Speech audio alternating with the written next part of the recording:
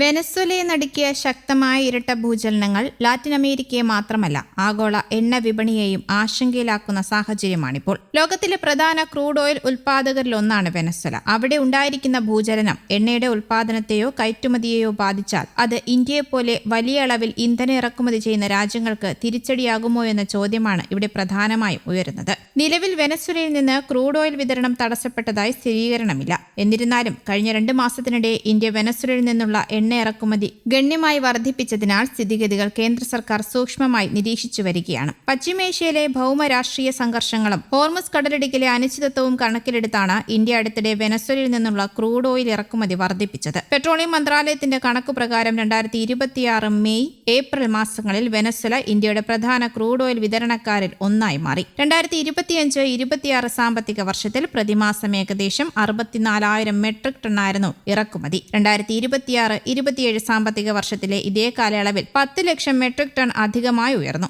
വെനസ്വേലയിൽ നിന്നുള്ള വലിയ അളവിലുള്ള ക്രൂഡ് ഓയിൽ ഇന്ത്യൻ റിഫൈനറികൾക്ക് സംസ്കരിക്കാൻ അനുയോജ്യമായതിനാൽ ഈ ഇറക്കുമതിക്ക് പ്രത്യേക പ്രാധാന്യവുമുണ്ട്.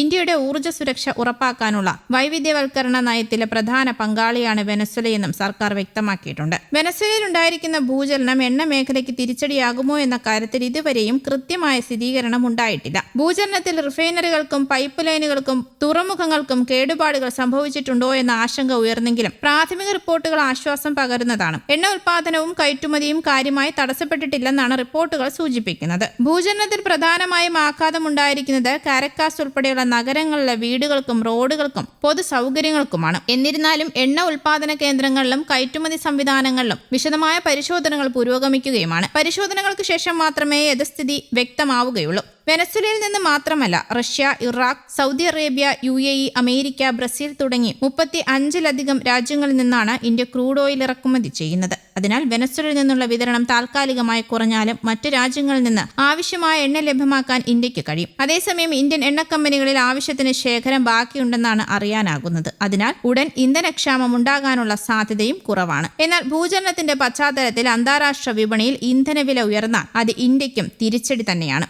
കഴിഞ്ഞ 1 വർഷത്തിനിടെയാണ് വെനസ്വേല ഇന്ത്യക്ക് കൂടുതൽ പ്രാധാന്യമുള്ള എണ്ണ വിതരണക്കാരായി മാറിയത്. ഹോർമുസ് കടലിടുക്കിലൂടെ കടന്നുപോകുന്ന എണ്ണക്കപ്പലുകൾക്ക് നേരിടുന്ന സുരക്ഷാ ഭീഷണി കണക്കിലെടുത്താണ് ഇന്ത്യ വെനസ്വേലയിൽ നിന്നുള്ള ഇറക്കുമതി വർദ്ധിപ്പിച്ചത്. ഭൂചലനത്തിന് പിന്നാലെ വെനസ്വേലയിൽ നിന്നുള്ള കയറ്റുമതി കുറഞ്ഞാൽ ആഗോള വിപണിയിൽ ക്രൂഡ് ഓയിലിന്റെ ലഭ്യത കുറയുകയും ഇന്ധനവില ഉയരുകയും ചെയ്യുന്നു. ഇന്ത്യക്ക് ആവശ്യമായ ക്രൂഡ് ഓയിലിന്റെ 85 മുതൽ 90% ഇറക്കുമതിയിലൂടെയാണ് ലഭിക്കുന്നത്. അതിനാൽ അന്താരാഷ്ട്ര വിപണിയിൽ എണ്ണവില ഉയർന്നാൽ രാജ്യത്തിന്റെ ഇറക്കുമതി ചെലവും പണപ്പെരുപ്പവും വർദ്ധിക്കാൻ സാധ്യതയുണ്ട്. വെനസ്വേലയിലെ എണ്ണപ്പാടങ്ങൾ, പൈപ്പ് ലൈനുകൾ, തുറമുഖങ്ങൾ, കയറ്റുമതി ടെർമിനലുകൾ എന്നിവയുടെ വിശദമായ പരിശോധനകളുടെ ഫലമാണ് ഇനി നിർണായകം. പ്രതീക്ഷിച്ചതിലും വലിയ നാശനഷ്ടം സ്ഥിരീകരിക്കപ്പെടുകയും വെനസ്വേലയിൽ നിന്നുള്ള ക്രൂഡ് ഓയിൽ വിതരണം ദീർഘകാലത്തേക്ക് തടസ്സപ്പെടുകയും ചെയ്താൽ ആഗോള എണ്ണവില വീണ്ടും കുതിച്ചുയരാൻ സാധ്യതയുണ്ട്. അങ്ങനെയെങ്കിൽ അതിന്റെ പ്രത്യാഘാതം ഇന്ത്യയിലും അനുഭവപ്പെടാം. അതേസമയം റഷ്യയിൽ നിന്നും അസംസ്കൃത എണ്ണ വാങ്ങുന്നതിന് ഇന്ത്യക്ക് നൽകിയിരുന്ന ഇളവുകൾ ഇനി തുടർന്നേക്കില്ലെന്ന് ട്രംപ് ഭരണകൂടം സൂചന നൽകിയതോടെ ഇന്ത്യയുടെ ഇറക്കുമതി മേഖല പുതിയ സമ്മർദ്ദത്തിലേക്ക് നീങ്ങിയേക്കാം. റഷ്യൻ എണ്ണ വാങ്ങുന്നതിനുള്ള ഇളവുകൾ അവസാനിപ്പിക്കാനുള്ള സാധ്യത ഇപ്പോഴും പരിഗണനയിലാണെന്ന് ബഹ്റിൻ സന്ദർശനത്തിനിടെ US സ്റ്റേറ്റ് സെക്രട്ടറി മാർക്കോ റൂബിയോയാണ് അറിയിച്ചത്. എങ്കിലും ഇക്കാര്യത്തിൽ അന്തിമ തീരുമാനമെടുക്കേണ്ടത് പ്രസിഡന്റ് ഡൊണാൾഡ് ട്രംപാണ്. വിപണിയിലെ നിലവിലെ സാഹചര്യം വിലയിരുത്തിയ ശേഷം മാത്രമായിരിക്കും ഇളവുകൾ നീട്ടണോ അതോ അവസാനിപ്പിക്കണോ എന്ന് ട്രംപ് തീരുമാനിക്കുകയെന്ന് റൂബിയോ വ്യക്തമാക്കി. News desk, Kerala Kaumudi.